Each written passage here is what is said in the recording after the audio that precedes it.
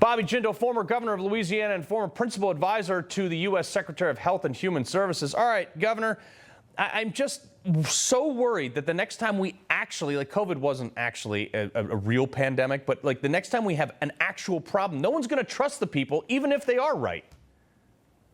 You're exactly right. I kept nodding my head during your opening segment there. Look at the news that came out this week. At some point, we have to come up with a new term for the conspiracy theorists because they're proved right time and time again. They said that Biden wasn't really in control of the census. Turns out there was a massive cover-up, and the media was complicit with it. Turns out when you look at COVID, remember the independent doctors and researchers that said, hey, we're seeing side effects in our patients. We're seeing young, healthy people develop these heart conditions. They were silenced. They were censored. Turns out the Biden administration knew for months that this was an issue. They covered up that. They were told by the Israelis. They were told by a defense contractor as early as February. They didn't take action until June to warn the American people. In the meantime, hundreds of young, healthy people developed preventable heart conditions thanks to the vaccine. Here's the fundamental divide. There are two things going on, and one of them, you're exactly right. It's corruption. It's crony capitalism. All these folks, they're taking industry contributions. It's the revolving door in D.C. They're government officials one day, and they're well-paid lobbyists the next. The second thing that's going on here, though, is the left. Carl, they don't trust the American people to make our own decisions. So when it comes to vaccines, they think we're too dumb to be informed about the side effects. They think we're too dumb to make our own decisions about whether our young, healthy children should get these shots or whether they need to. And the reality is President Trump, Secretary Kennedy, and conservatives, we trust American people. We trust to give them all the information, let them work with their doctors, let them work with their providers, make the best decision for their families. The Biden, look, this should be a huge scandal. This should be the front page of every newspaper on every show. I appreciate your headlining this. So many other shows are ignoring this.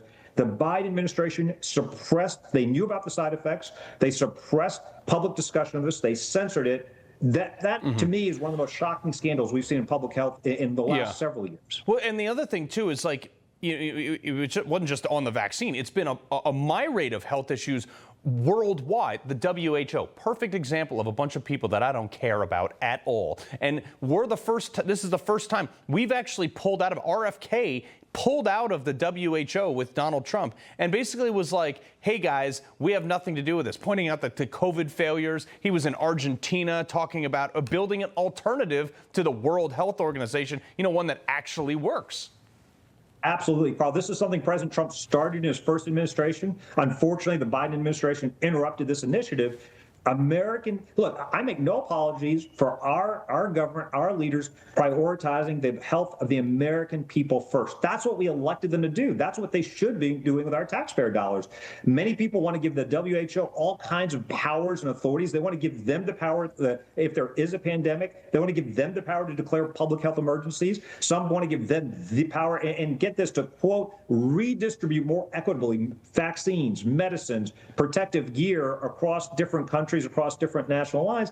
That's ridiculous. It should be, of course, every country should strive to take care of their people first. We should never give up our sovereignty to some unelected international body, some group of United Nations bureaucrats, WHO bureaucrats. Secondly, they disproportionately come to the American taxpayer dollars for our money, for their subsidies. But then third, we saw this during the COVID virus. They're enthralled. They allowed the Chinese Communist Party to have way too much influence. And this is why President Trump got so mad at him during his first term. They were censoring information. They didn't want people to know about where the virus came from. Remember, they were suppressing information about the lab leak theory. They were suppressing information about side effects from the vaccines. So I think it's a great move. The president is saying, look, American taxpayer dollars are not going to be going to disproportionately subsidize a bunch of international bureaucrats that want to reallocate medicines from the American people to other countries in the name of, quote, social equity. This is nonsense. The president, look, I give him so much credit. He is saying what all of our elected leaders should say. He's unembarrassed. He is unapologetic for saying